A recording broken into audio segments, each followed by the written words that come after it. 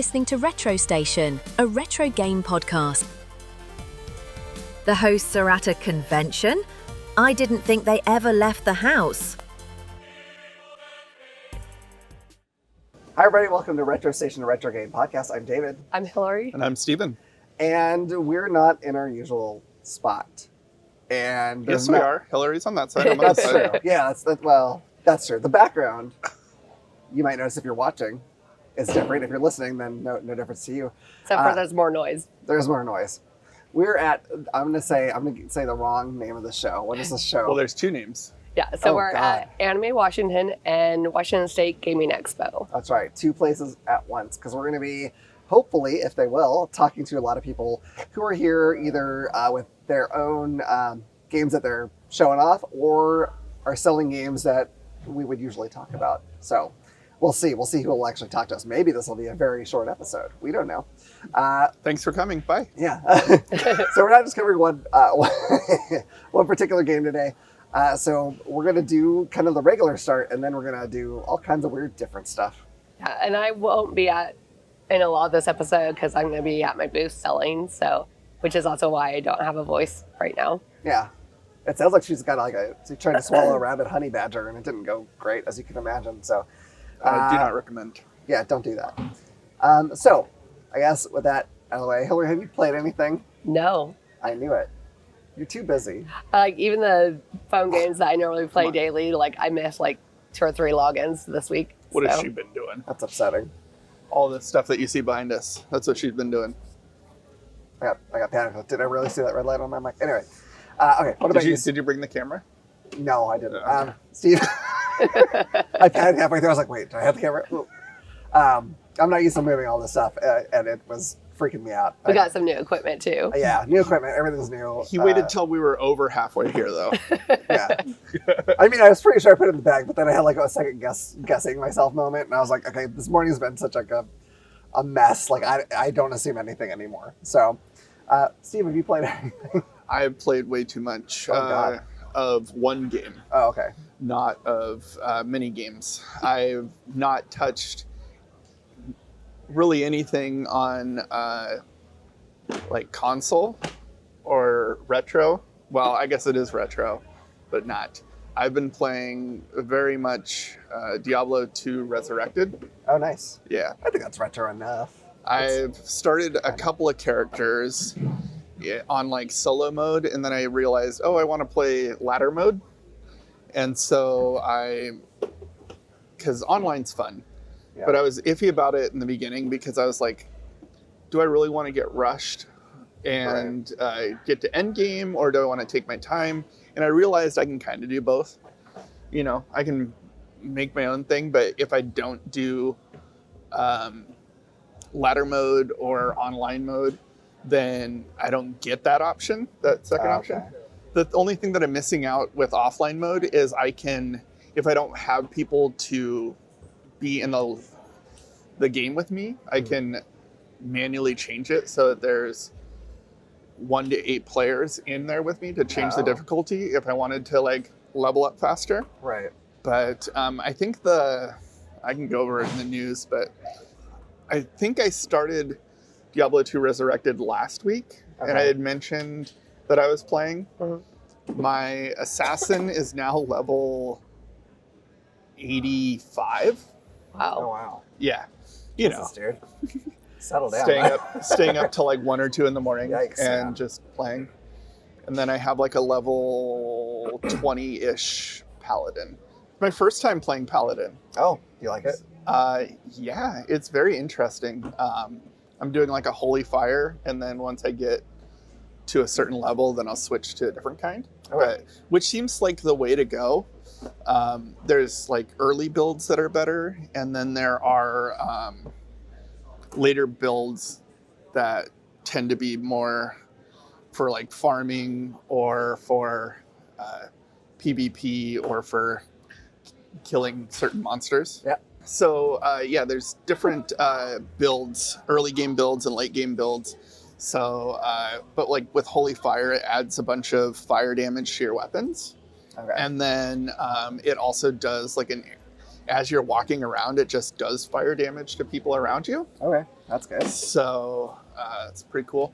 The assassin build I'm a little lackluster on. I think I like more of the like hands-on, they call it a Huteson build, where you're actually like attacking the monsters and then doing like a final whoop-de-doo.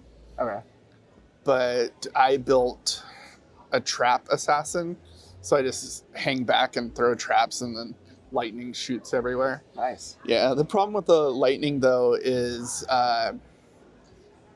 in hell difficulty, there's a lot of immunities. Yeah. So if you get to a lightning immune monster, you're sitting there like, cool. Yeah, that's I'm not doing much. Yeah. But yeah, that's what I've been playing. I'm surprised you didn't go back to Record of Lotus War. It's pretty much the same thing. If you squint a lot. I played a couple things. I finally played the demo for Stellar Blade I played it on PC. It came out for PS5.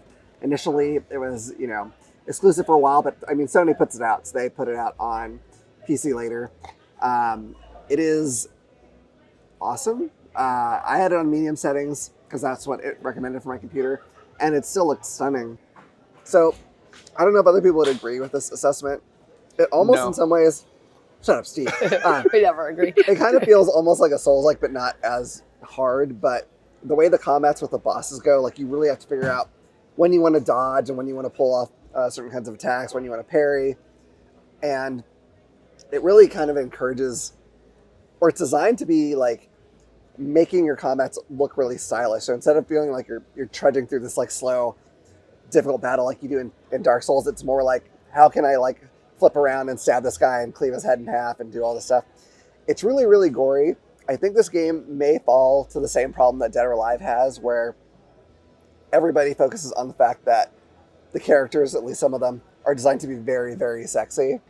Like you can even find ridiculous outfits for your main character who's a girl. But that's kind of a shame because like the actual gameplay is phenomenal, and you can like raise different skills. It's got a little bit of a almost RPG like system like that. So I think it's really cool. It saves your space in the demo so that if you get the full game later, you can pick up where you left off. So if it's ever on sale, which is not very common for the Sony games, but if it ever is, I might pick it up because I really, really liked it. It was good. And then the other game I played was on the Game Boy Color, so big difference. Shantae is what it's called. It's part of a series. I think the first one I played was on the Switch.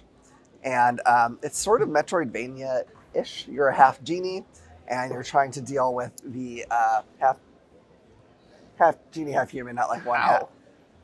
Dude, I don't know, man. Someone stick it in a lamp. Yeah, Okay. probably. That's probably that's what happened. They don't actually go into her conception story, so I don't know.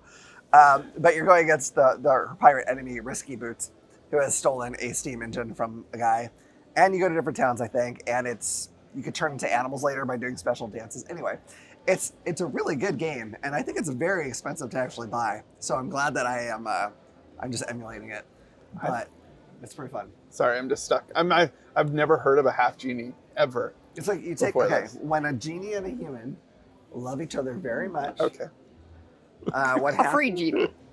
A free, Probably. we hope, we assume. Oh God! Oh, now you're getting into consent stuff. It was a freed genie. We are saying that. That is the canon now. I don't know. Do your own research. It's the canon now. No wish was involved. Everything was fully consensual. God damn it. Well, at the end of the spoiler, at the end of the live action, Aladdin genie had kids. See, there you go. It happens. So Were they? I mean, interesting. Yeah. I never did. Music. I never knew that. Maybe I never made it to the end of that movie. Maybe. I don't know. I never paid attention. Well, now you know. All right, that's all I played. Do you have any news, Hilary? nope. This person obsessed with work. What about you, Steve? What do you mean, no news? You sell stuff?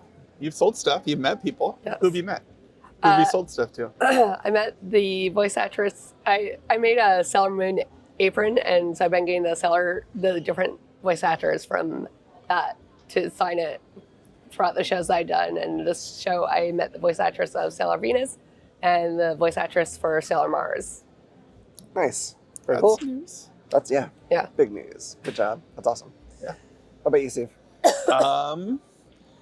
So with my new obsession, apparently this will come out after the announcement. So, but they are on February 11th. They are announcing apparently big things for Diablo 4. I think they're announcing a new class, Oh. and then some stuff for Diablo Immortal, and then stuff for Diablo 2 Resurrected. They didn't really go too much into detail of what the D2R stuff was going to be. That's what the cool kids call it. That's the Is that lingo, what it is? D2R. Okay. Did they let you say it anyway? Yeah. Okay. And you have to be above level 80. Oh, is that? Yeah. Oh, that makes sense. Then yeah. you can start using it. Okay. But they're saying that the new ladder season, I believe, is... So ladder season 13 is going to be out February 20th. Are you familiar with what ladder means? You usually, when you start at a low place and you need to get to a high place, it's like lots of rungs. You pull. Yep. I'm surprised you didn't bring that into the wrestling. Oh yeah. Also, like sometimes there's a belt, a championship belt, high above the ring, and so you use the ladder to climb up, but you have to climb up very, very slowly for some reason. They're usually stored underneath the ring. Yeah, underneath the ring, and sometimes you prop them up and you throw people into them.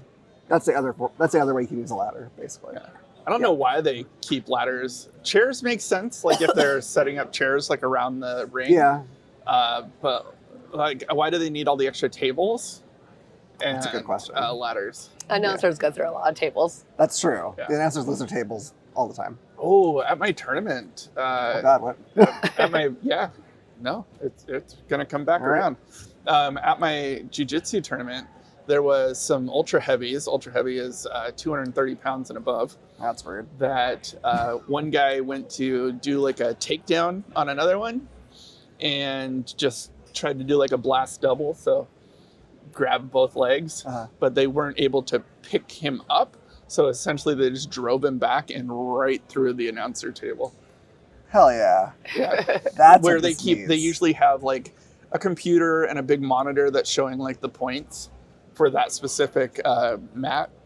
But yeah, Hell yeah. That's awesome. they went through the table there. That's pretty Very fun. good. Yeah.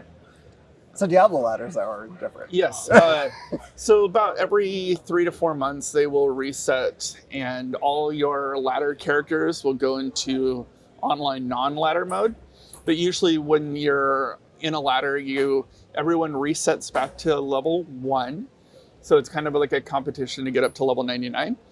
And then, in addition,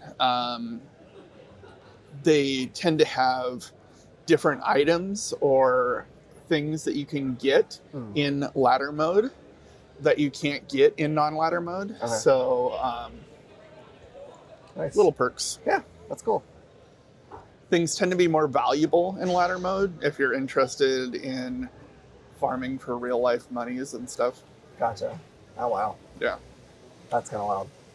Diablo economy. Yeah. I think that's the only news that I really have. All right. I'm impressed you had that all in your head. I'm going to look at my phone for my notes because I don't remember a damn thing. So they finally announced the release date for the HD 2D action RPG, The Adventures of Elliot, The Millennium Tales. It's coming to Nintendo Switch 2, PlayStation 5, Steam, Xbox Series X and S, and Windows on June 18th, 2026. So that's right around the corner. I also saw a teaser for a new game released by Bungie, the folks behind Halo and some other big game people were playing that I never touched, called Nakomi Nazi Hunter. It is very gory looking and really odd stylized graphics. They're kind of strange. Like your person is not proportioned correctly. I assume everyone else is also not proportioned like a normal person, but looks really brutal. If you see that posted on Facebook, don't go into the comments right now. I'm interested for that Elliot one. I don't know. I might get it. I want to watch some reviews. And stuff me first, too. so. But it intrigues me anyway. I know we mentioned, I think last episode, Kingdom Hearts 4. But they announced that and also doing a Kingdom Hearts remake coming in 2027. So there's gonna be a lot of Kingdom Hearts that year. If humanity makes it that long, we'll find out. But either way, that's all I knew. That's all my news. All right, well, we are going to see who we can. In other news. Oh, yeah, other news. I'm sorry. I got ahead of myself. The Seahawks won the Super Bowl after you're seeing this. That's probably true, yes. Cut this out if that didn't work. In other news, the Patriots won the Super Bowl if you're seeing this. Wow. Who knew? I don't know. sucks. Something happened. Yeah. Good job, team. Team football. Awesome. Many points scored. Or Yes. not many. We don't know yet. Yeah. But probably some. It's somewhere. weird being in public and seeing absolutely no Seahawks gear on anybody. There's some around I've already seen, but Those are the counterculture people. But there is a Sylveon and an Espeon right in front of us. yep. There you go. Yeah. Right on. All right. We are going to see who will talk to us. I don't know what's going to happen. It probably depends on how busy they are. But we're going to go around, see what we can see. Sounds good. All right. So we're here with Ken from Holofox Software. How's it going, Ken? Pretty good. How you doing, man? Doing great. And you let us try your game that you have coming out here soon. Mm-hmm. Is it soon? I'm getting ahead of myself. Yeah, we got a demo out on Steam already right Yes. now, but we're planning on releasing November 2026. Might get a little bit delayed because we're releasing the same day as GTA 6, but Yeah. but yeah, sometime later this year, maybe early next year. Okay, great. That sounds good. But the demo's available right now, right? Mhm. And how long is that demo? The demo's got 2.5 hours of content. Oh, We've wow. got the first full chapter of storyline content in there and 6 side quests actually. Awesome. So what can you tell us about the game? How would you describe this to somebody? So the game, in a nutshell, is FTL with a story, Spiritfarer with guns. You got FTL style side view combat where you Okay. can tactically take apart enemy ships, use your character's powers to repair your ship and even fight other ships. But also we've got Breath of the Wild style top-down exploration where you got this giant water world where you can sail around, fight enemies, land on islands, take out side quests, and even go mining for resources. Very Okay. cool. Yeah.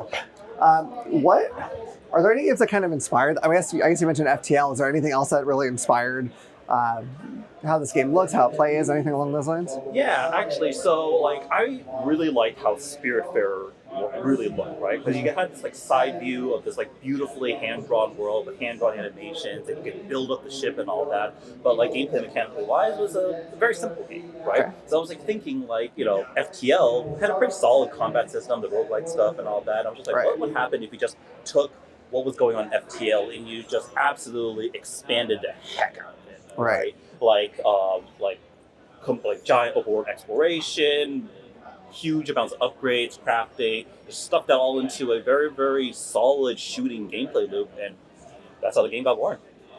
Right on.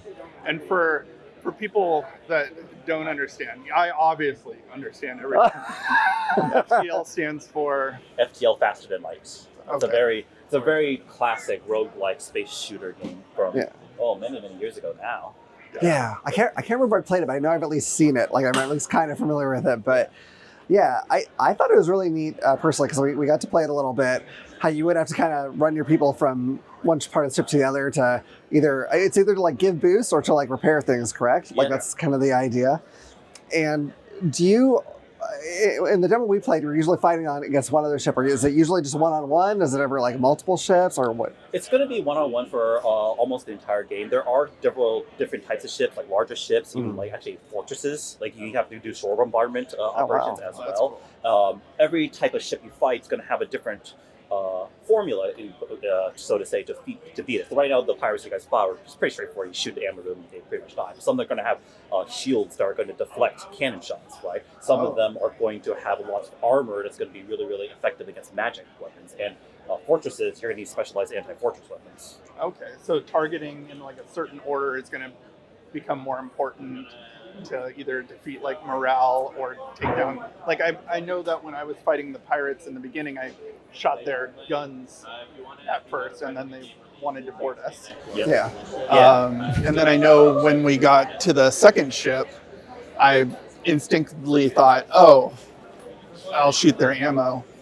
You shot their galley for some reason. Yeah, I looked over. I didn't want to. I wanted to starve them out. If it, I didn't know where the fight was going to go. I had to make sure that I was taking care of some business. Yeah. They're going to have to surrender. Yeah.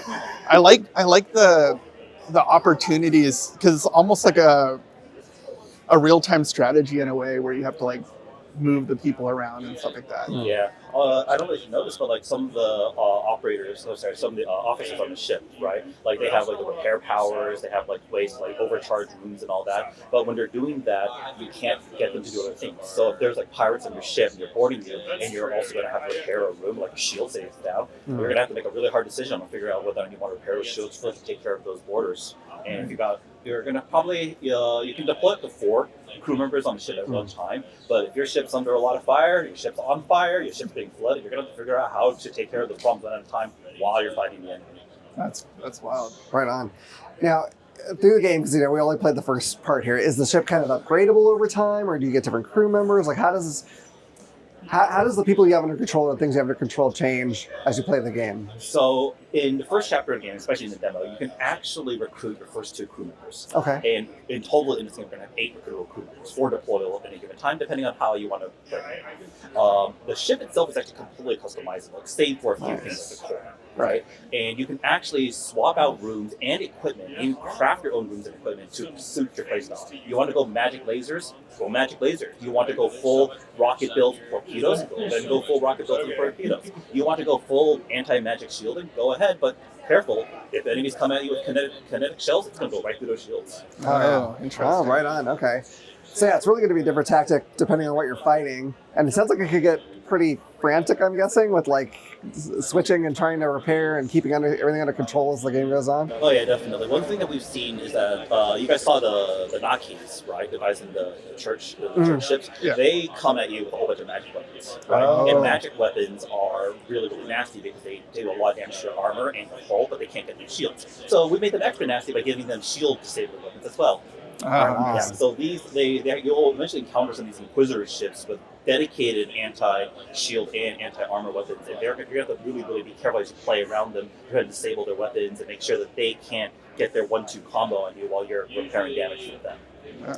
And when we were fighting the pirates, I noticed they could board us. Is there ever going to be a chance where we board other ships? No, we made a very hard design choice not to do that. In FTL, boarding enemy ships is actually a way to only win 90% of the game. You actually cannot defeat the final boss by boarding the enemy ship. Well, not very feasible, right? So we figured out that, like, for us in the lore of the story, like, you're just this scrappy band of people. Why would you really board an enemy ship? It's very dangerous. You got the best ship on the sea, so we just said, you know what, we're not going to try to open that can of worms. Gotcha. I was really impressed and intrigued by some of the mythology that, I mean, I know I've just scratched the surface here, but like with the veil, like I was like, oh man, what is this? Like, can you give us like kind of a brief rundown of just kind of the mythology of the world, like how it works? Yeah, so as you can see, like most of the people in the world are in this like pre-industrial, just start of the Industrial Revolution. So in the current lore, you're basically, the people are kind of like discovering that you can use this thing called Talantia oil to power engines, right? And they're starting to industrialize. So we're on the cusp of like the Industrial Revolution here, and you're just walking in with this high-tech battleship. So you've seen like all the pirates and everybody you fought, they're still doing like sail stuff, but they got kind of like rudimentary motors and all that. And they've been living in this world surrounded by this veil. And this veil, as you see, is this impenetrable force field, right? So this world is like this like bubble. And the civilization developed inside there, and now you've got this weird battleship with this weird ghost challenging everybody's understanding of the world, and that's where almost the entirety of all the conflicts and the lore and the storylines of this entire game start from. This huge challenge to the entire understanding of the world as everybody sees it. Okay, interesting. With so I don't know how much this might spoil or anything, but like with the I noticed. Speaking of mythology, the main character's name is Perseus, which I believe is the son of the water god that I'm blanking on the name of right now. I can't remember either, but yeah, I know. I think I don't know what. Close enough. Yeah. He's one of the famous Greek sailor heroes. Okay, right on. Well, I know in the what is the movie? Isn't Percy Jackson or whatever? Percy. Oh, Isn't he from? Maybe I don't think I've seen it, so I couldn't tell you. But I just noted that's like a water demigod Yeah. name. Are there any other like mythology, like non-set mythology in the game, or is this just pretty much mainly his name? Just his name and his parents' name Okay. right now. Everybody else's names are going to be more linked to the actual world itself. And we made a very, very conscious design choice to make the main character have a name reminiscent of these Greek gods, because it gives you a sense of upcoming hero, right? Gotcha. So giving the player a sense of being an upcoming hero gives them a little bit more of a reason to try to actually play the game and explore the world. Gotcha. I was really enjoying the story. I was too. And I'm glad that they made a nod to like finding parents outside the Veil, because as soon as you put me on that island after running me into the Veil, like why would I get back on the ship? Yeah. Freedom, I will stay off the ship. You know what I mean? Mm-hmm. Yeah. I don't know if you noticed, but like one of the things that like you probably heard from Sarah is that you're trying to get past the Veil, right? But in the world you saw from the that cutscene, the Veil is supposed to be impenetrable, right? But she's got something that could go through it. Well, that's going to cause a lot of conflict. Yeah. Yeah, you're going literally up against the church on that one. Yeah, definitely. Interesting. Yeah, so the church is obviously at least at some point going to be the enemy. We ran into an altercation with the Navy. Are you kind of just like getting attacked from all sides in the game? Pretty much. You are the heretic. You are the heretic. I love that. Yeah. Actually, something that's going to be happening, you'll probably see at the end of the demo, you'll be recruiting this raccoon lady called Maya. She's actually one of the toys over there. Okay. Right? And you'll soon come to learn that she's actually the daughter of a pope. Oh, okay. And the reason why she's hiding out on your ship is that she's very, very smart and realized that, I don't know if you saw all the stars in the background, the stars don't align to a magical force field. Because you got a magical force field in your ship, but you can see out through them perfectly fine, right? Yeah. But the Veil, you can't. Okay. So that means it can't be a magical force field. Interesting. Okay. Well, I guess, when people try the demo, obviously you're hoping they'll buy the game, but like what is like the main thing you hope that they walk away from the game thinking? I want them to be sucked into the world. I want them to be like, man, this is a great story. Gameplay is very nice, and I just want to go everywhere in the world and explore, just go to every single nook and cranny. Just like what happens in Breath of the Wild, right? Eventually, you do the story and it's great, but it's a bit of a vehicle to just get you to explore the world. I want players to go around the world, find the crafting recipes, go talk to people, clear side quests, and be like, man, I want to clear more side quests because not only does it give me more crafting recipes and more resources, but it also lets me immerse myself into this world even deeper than what I had before. Sure. Nice. Right on. And I don't know if we asked, is this your first game or do you have other games? This is our first studio game, yes. Nice. Right on. Okay. Well, I'm liking it so far. So I mean, that's a good way to get out of the gate, I think, in with the games. So I don't know. Do you have any other questions, Steve? I don't think so. I'm excited though to get home and finish that demo. I know. Yeah, we both wishlisted it, so definitely. And definitely check out the demo. It's on Steam, right? Is that the main place it's at right now? Yes, actually, it is out on Steam. The playtest is on there, so if you want to join the playtest as well, playtest cohort gets early access to all the latest content in the game. We might be considering closing playtest eventually, so we can get a focused testing group. But if you want to see the latest crafting system, the latest upgrading system, get in on a playtest, get in our Discord, and you can follow us for all the latest updates. Nice. Perfect. All right. Sounds good. Well, I recommend folks check it out. And thank you so much for talking to us, Ken. I hope it does really, really well. Yes, thank you so much for having me. All right. All right. So now we are here with Harrison from Alien Fruit Games, That's right. and we just tried out the game you're demoing here. Yep. Why don't you tell us a little bit about it? Sure, yeah. So today I'm demoing Dungeon Bodega Simulator. It's this lo-fi shop simulation game where you play as Elm Burkwater. They're a recently laid off adventurer, so they're starting this bodega in the dungeon, growing crops, making potions, learning how to forge weapons, meeting a lot of curious characters, wizards and knights, adventurers, kobolds, that sort of thing. So yeah, it's like a 3 to 4 hour experience. I'm shooting for a Steam release later this year, hopefully in a month or two. Right on. Nice. Yeah, it's an interesting perspective. I know that we were talking a little off camera. Not too many times do you get to be on the other side of the counter. Normally, I'm the one threatening shopkeepers for better prices, Yeah, exactly. not the other way around. So it's very fun. I like that it's very cozy type game. Yeah, exactly. Yeah.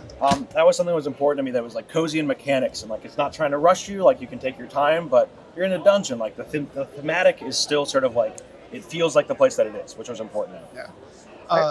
Go ahead. One of the things that I really like personally, because there's other games where you're like running a restaurant or whatever, and they're probably cool, but I kind of like the fantasy setting that you've gone with instead of staying with the modern stuff. Was there anything that inspired that? Did any of those games inspired, or like a non-shop simulation game inspired? I'm a big simulation player myself. Like I both love the modern ones and sort of the fantasy ones. What actually kind of inspired it is there's a series of fantasy ones that I played before, and they stopped updating it like five or so years ago, and I was like, I want more. Yeah. And so I was like, you know what? I'm a game designer. I have the time.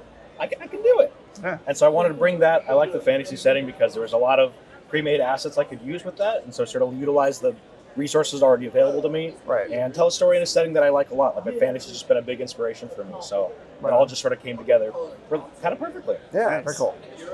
I like that there were pet slimes. I don't know if it looks like you can get like unlock different rooms as well as unlock more places to grow crops. I like that you can grow your own crops and not have to rely on purchasing. Exactly. I believe you had mentioned that you get a little more bang for your buck when you grow them as opposed to ordering them. So it'll be fun to figure out like the best way to go about things. Obviously, if you buy a banana as opposed to growing them, you don't have to wait as long. Yep. And people love their bananas. They really do. They really do. Yeah, that's a big seller. I don't know what's going on. They really like bananas here. I'm curious, you had mentioned there's a general idea for the length of the game and then it'll repeat.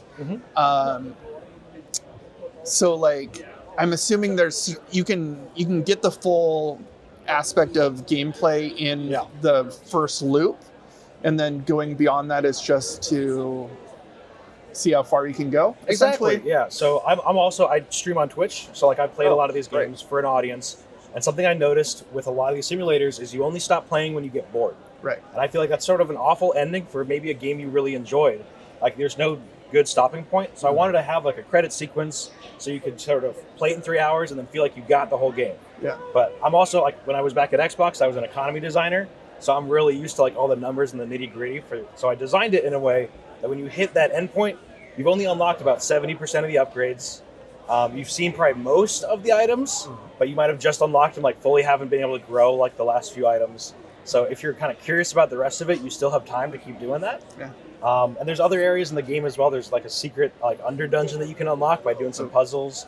There's a few other side activities that I'm working on right now. So that's cool. Slowly sort of expanding the world in a way that feels complete while also keeping it centered on that core like shop loop. Yeah. I like that, there's a start and an end to the day, but as you had mentioned, when you're not in the bodega, you're not rushed. Exactly. And I enjoy that. I play we played Harvest Moon on our podcast, and then I have played a lot of Stardew Valley, and I know that the rush of the day can be a little overwhelming sometimes, but the fact that you can just take your time and explore your own little house area as well. Yeah, you can spend all day petting your slimes and your cat. Exactly. It seems like, which is great. Yeah. Go ahead. I was gonna say it's important. Like one thing that's really important for me is player agency of sort of the choice of whether or not you want that. There's actually an upgrade you can get later on that you'll get a tip for fast service. So if you sort of want that challenge to prepare ahead of time and be really fast, you'll get a tip for it. But it's not like there's no negative downside if you don't do that or don't get that upgrade. I was curious because that was going to be one of my questions is if there is like we did get threatened. I think it was on one of the days. That was a little concerning, honestly. I'm like, I don't know if I should sleep. You know where I sleep. This is not good. Okay.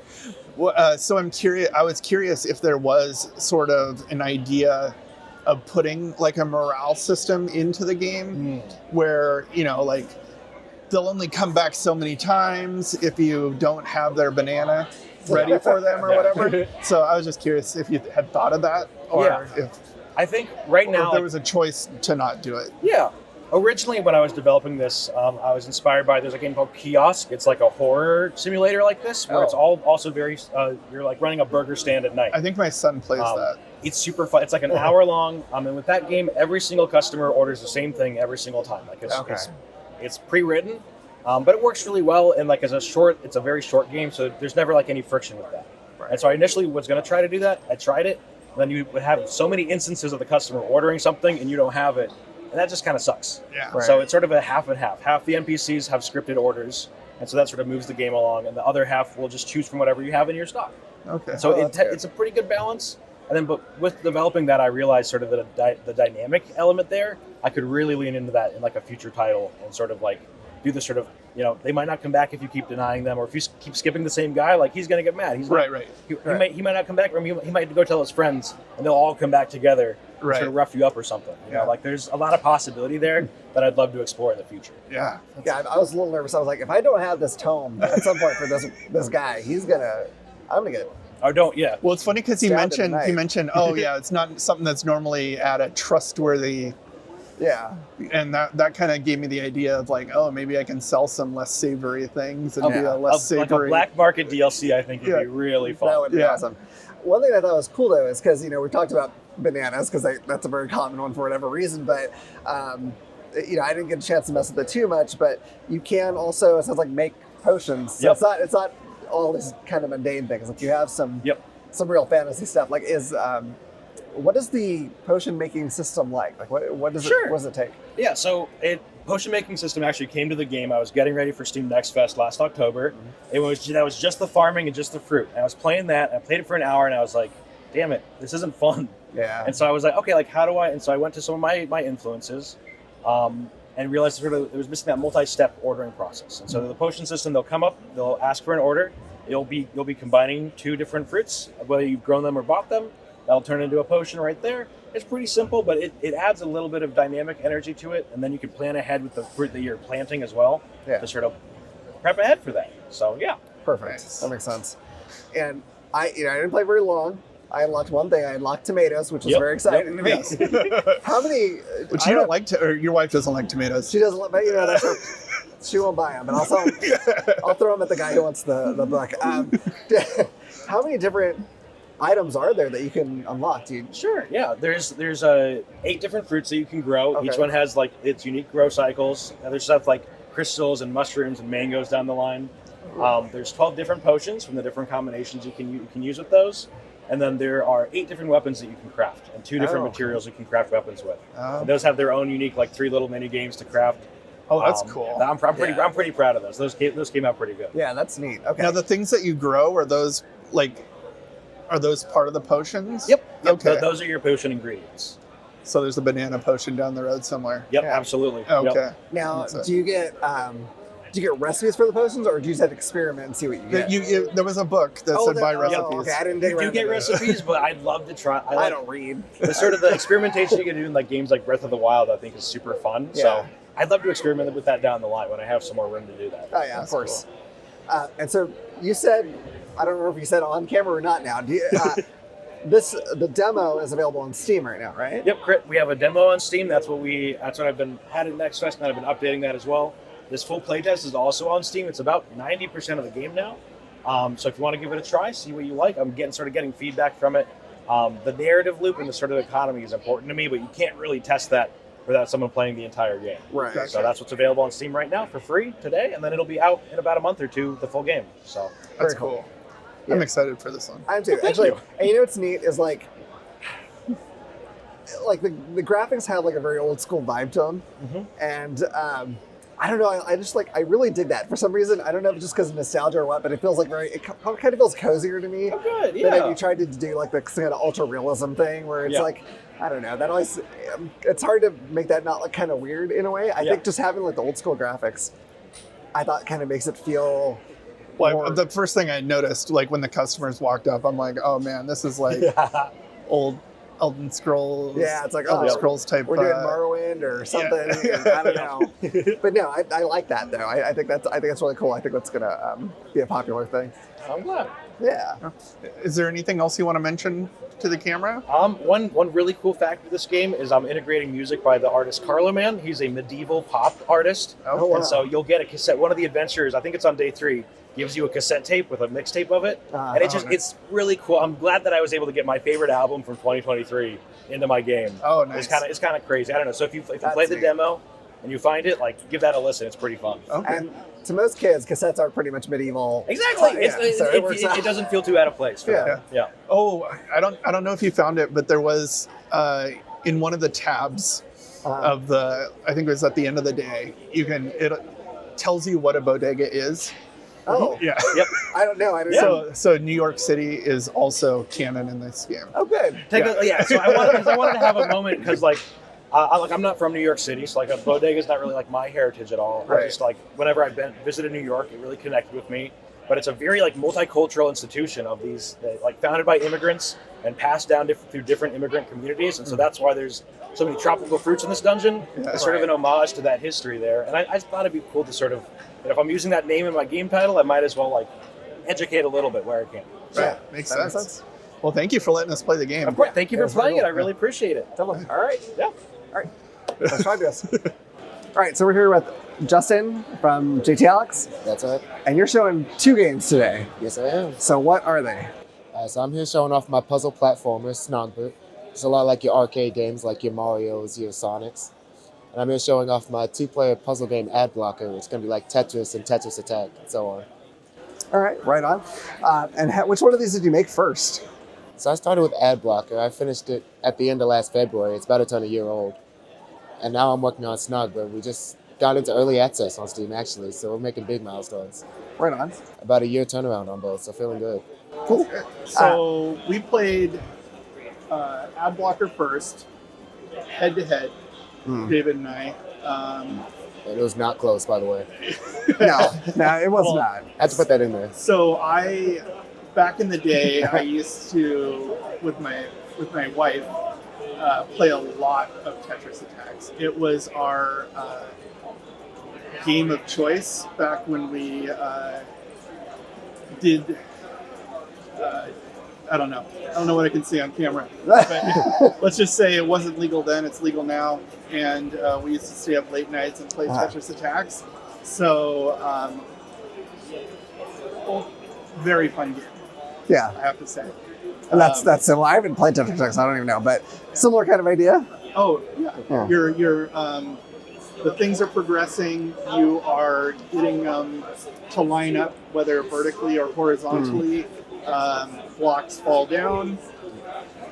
Groups of 3, obviously groups of more give you better things, I assume. Right. Or combos and stuff like that. Yeah, that was definitely a big inspiration. Like, I'm proud to wear that on my sleeve. I'm also proud of like how it's different, and like I feel like I've made something that stands on its own, even in a world where Tetris Attack exists. So many people have played it, right? Yeah. Like, it was major to you, it was major to me. Yeah. So when Steve and I played, we played three times, right? Yeah. He beat me every time. So why is player 1 at a severe disadvantage? What is that? Is that built in? Like, I don't understand how that. Based on my experience, it seems like player 1 might not be able to read. I'm not sure though. That could be it. Yeah, there's something about the games makes your ability to read just go away. I don't understand. It's not my fault. That's for sure. I think it might have also been. It took me a little bit with the game, because instead of the things coming up vertically. Oh yeah. So it still came from what I would consider the bottom, from the back, I guess. Right. But it was going horizontally instead of vertically. Okay. So maybe, because I noticed that every time you lost, it was either the top bar or the bottom bar. Yeah. And so maybe your focus couldn't do that. Maybe. I don't know.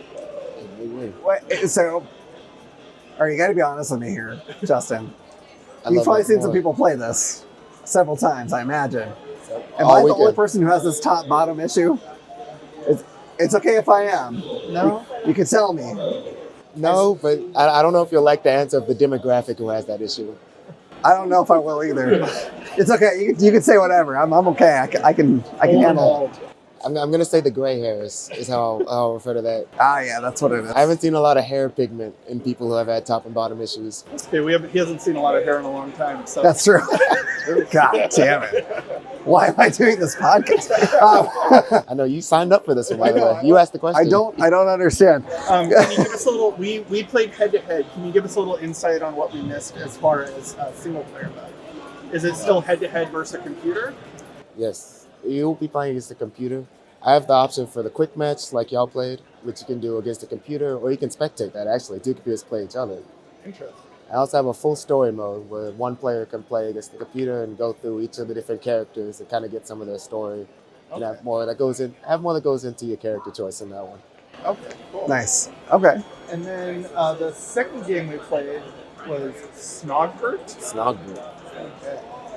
And I'm usually not a platformer person, but I absolutely love this game.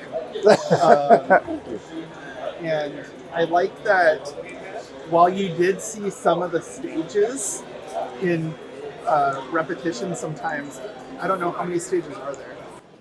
There are 10 in each world. So we have 3 worlds so far, that's 30. Okay. And then how many, I'm going to call them game modes. Because you can get similar stages with different game modes, I noticed.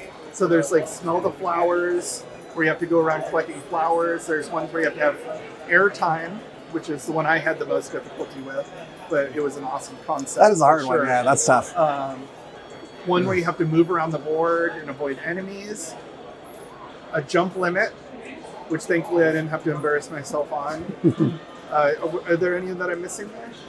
There's kill all the enemies. Kill all the enemies.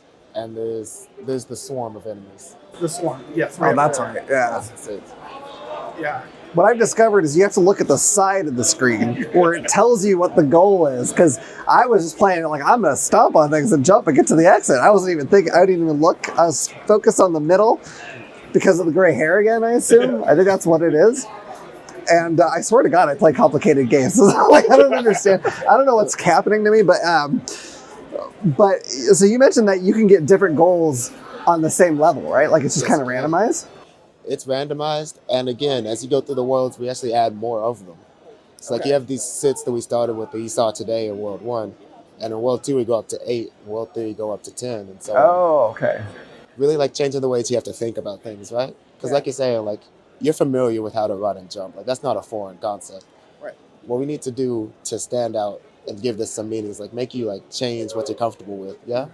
Like make you think and restructure. That's what I liked about this game, and that's what's going to probably definitely sell it to people. Yeah. Because anybody can run and jump, but then to have to be confined by another set of rules is very cool. Yeah.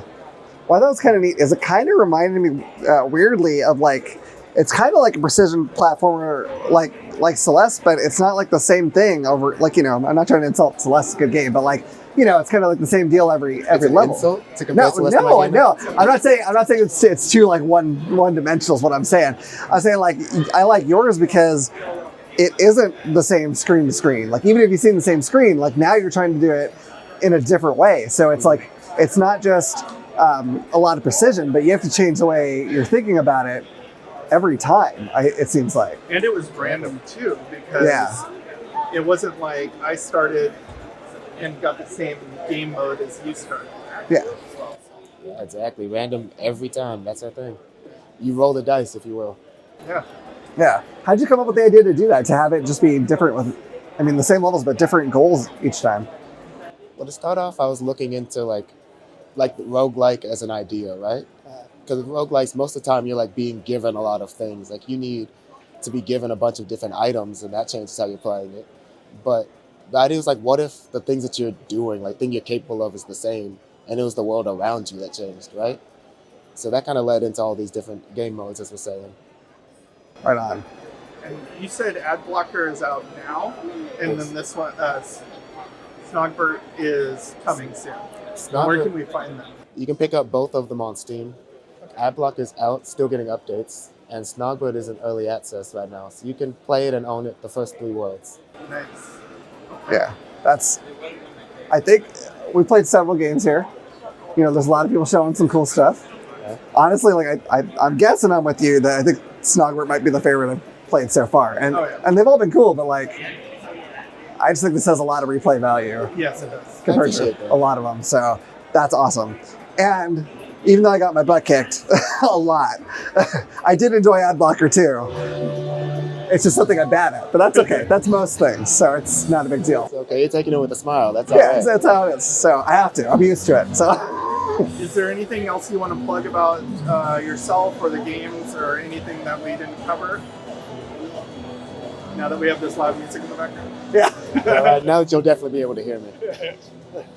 No, I think I just appreciate anything, like being checked out, being left a review. Like it makes a difference to me to see people enjoy something that I've made. Like that's what I do it for.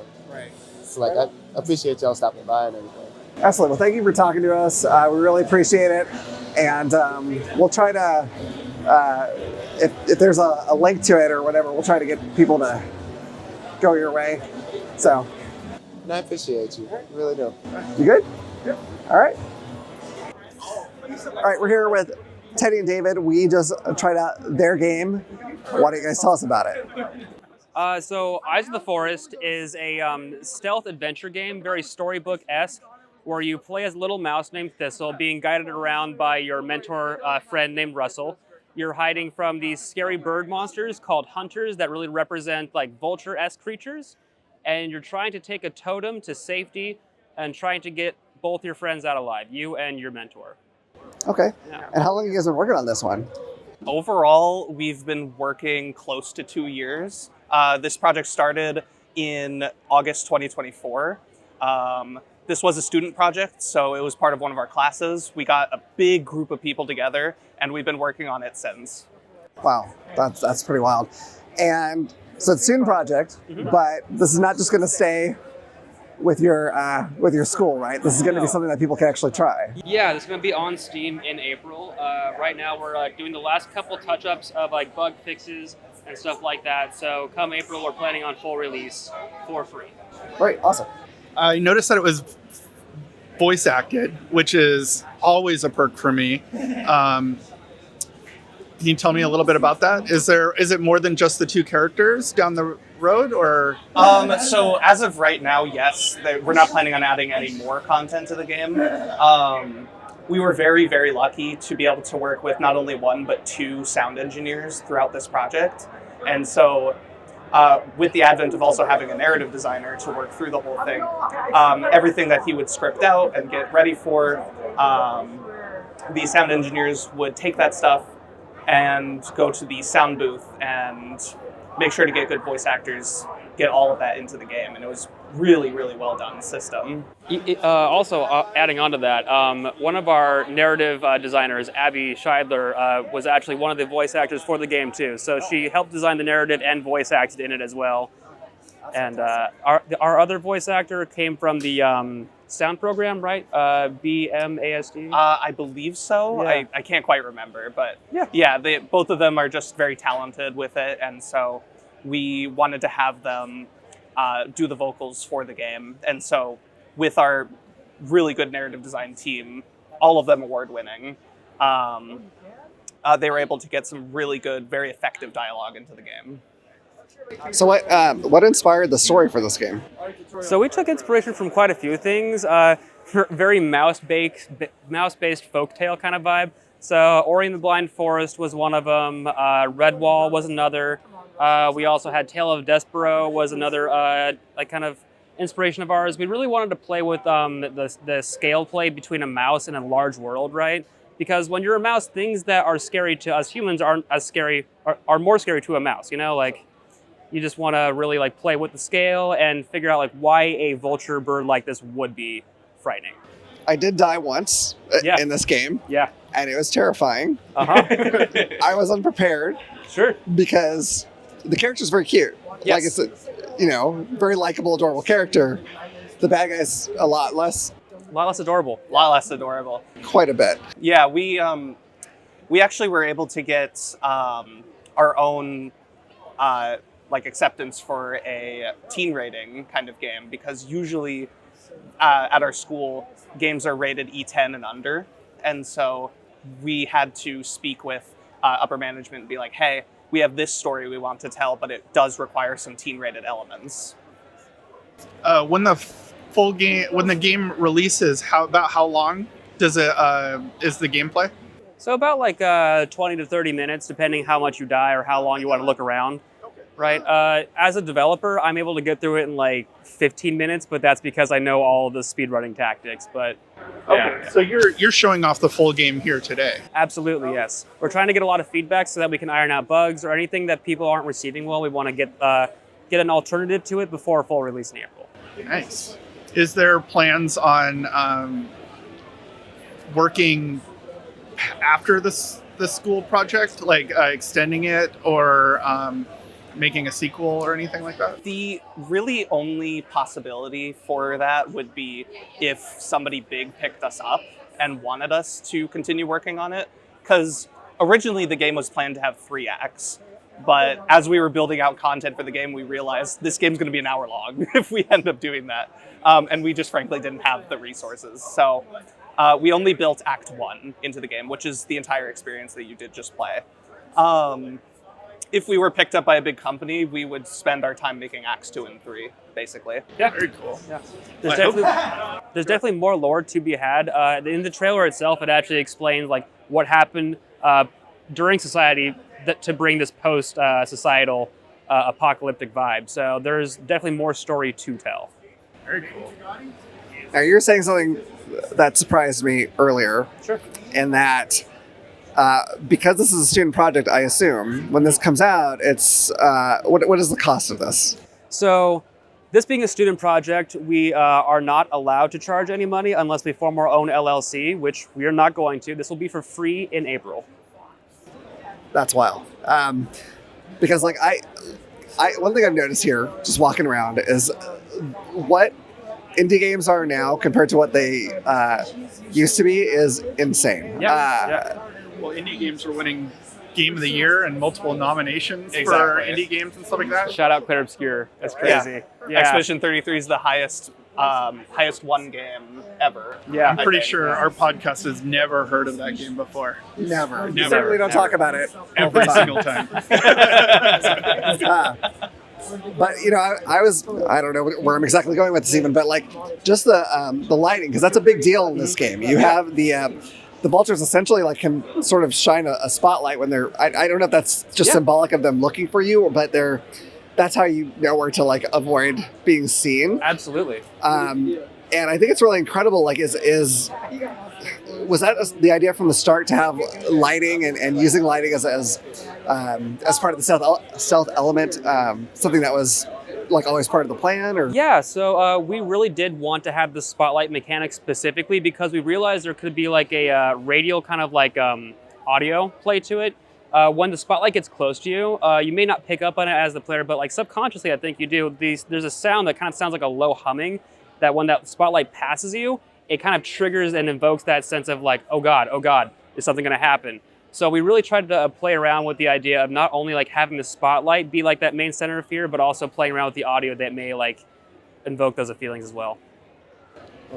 I mean, that game, and I mean this in the best way possible, that game doesn't feel like a student project. It feels like if you were going to release it and stuff like that, like the graphics were amazing. The movements and the gameplay was very, like climbing and ducking, Zelda Breath of the Wild-esque, and the artwork. Oh man. Yeah, we had a very hardworking team, but really they're all into this project. And we were actually the largest team in our cohort to be working together. So it was really big opportunity for us. I think if I was to walk around and you were, and I think someone else mentioned this too in passing, but if I was to be walking around and you were trying to get people to play like a AAA game, I would not have even thought twice about it, if that made sense. Like, yeah. It definitely gives that feel of like how much work you put into it. Yeah, I mean, as a team, we took this project really seriously. Like from the very beginning, we made it very clear our goal is to get to Steam. And a lot of us like really wanted this to be like not just like a student project feeling kind of thing. We wanted it to feel AAA. We wanted it to feel as professional as we could because we wanted to represent what we love about games and do as much as we can to bring someone that experience within a 2-year time frame, right? Like we don't have that many people, we don't have a lot of budget. With it being a student project, people are also balancing other classes with this game creation as well. So there's just a cost and time weighing that has a lot to do with it, but it's been an adventure, man. Yeah. Well, a couple things. I was watching Steve play before I was playing, which is kind of, I can notice more things when I'm not in the middle of trying not to be seen by things. But even just like the texture on the stone that you were climbing was really amazing. I was like, whoa, like that's pretty wild. Because I mean, I don't know. I mean, I don't know the specifics of how your class goes, but like you could have gotten away with less. You know what I mean? And no one would have been like, oh, well, that's ridiculous. Because you know what I mean? It would have been fine. But you guys really put a lot of work, it seems like, into all the little details. Yeah, we weren't willing to go with less. We were given a hard limit of like, hey, your game can be only like 15, 20 minutes. And so we're like, that's going to be the best 15 to 20 minute game that you're going to experience, at least in this cohort. So, and the way our classes run, you don't have to make a game this size or this like impactful. Like you can make any game you want. Like you just pitch it to the professors, totally fine. We wanted to make something that felt big and grandiose like this. Yeah. I noticed something when I was exploring. I wanted to look around and look at everything, and I, try to find those situations where like, oh, maybe something isn't, fully done or whatnot. And I was watching, there's a point in the game where you split off from your companion, and I literally watched him like walk the full way away. Yeah, I'm like, okay, when's he gonna disappear? But did you like program his whole, like, you met, I passed on the controller, but you eventually found him again. So did you program his whole way to there? Like if we would have been faster, would we have seen him walking? So yeah, please explain. So funny story about that. We wanted to, but because of how far away the position where he ended and the position where he starts next is, there's actually a duplicate of him. This one that leaves you at the beginning of the game, he just disappears eventually. And then you find a copy of him that has a whole different set of like textures. Yeah, a whole different set of textures. He has new dialogue, and he has a different pathway than the original one. You're so dark. I'm so sorry. A little inside trick. Yeah, if you see him, if you were to actually like break the bird's eye like view like that, if you were to see him walk away, he kind of like goes across like the tree branch, goes into the bushes, and stops, and then just despawns. Yeah. It's, I mean, especially as a level designer on this project, looking at it from a developer's perspective, we're sitting here like this game is made with duct tape and bubble gum. Like it is crazy how we cobbled it together. But eventually, as we started to layer on more and more stuff, we realized, wow, this game looks really, really good, and people are really, really enjoying it. Yeah. So. Well, I gotta say, while we were playing, I know you're kind of mentioning, oh, that's a little bug, whatever, little things. You guys are probably aware, but there are some games that are made by big studios that make it to market with bigger bugs, sometimes by Bethesda. Yeah. Not to call it any names, and they do okay. So, I mean, I think you're in good shape, it looks like. I think it's really about putting your best foot forward, especially at the starting stages like this. We really want to show that we care to not put those things in our games. I think that we wouldn't be able to market ourselves as well as we have if we did accept bugs like that. Yeah. Overall, I think people, when they see bugs, it's a thing about like, is there heart, is there effort put into this game? Can I see that? And can a bug that I see be just an oversight rather than like I'll just ignore it, we'll release the game. And we've made sure every single bug that we see is ironed out as well as we can. And if it can't be, then we'll just let the playtesters know and continue to move on. And I think Yeah, I don't know if there's anything else you want to talk about, but I do know that, we were looking for a last game to interview, and it was definitely the sales pitch by yours truly here that got us sitting down. Lost mouse in the forest. Yeah. Lost mouse in the forest. Do you guys have anything else that you wanted to add about the game or anything that people should know? The game is for free on Steam in April. Feel free to download it. Wishlist it now. Wishlist it as soon as you can. It helps us get views. Again, the game is free. We're not looking to make any money off of it. We just want our work to be recognized. It is Eyes of the Forest on Steam, and it's got the logo of the bird. Nice. Perfect. All right, guys. Yeah, thanks for talking to us. Alrighty, thank you so much. Thanks. We hope you've enjoyed our coverage of the Washington State Gaming Convention. If you did, please like, subscribe, and follow. We would appreciate you leaving us comments and reviews, and giving us stars or hearts, or whatever you can tell us to let us know how you feel. Please also tell your friends about us. The hosts can't tell their friends because they don't have any.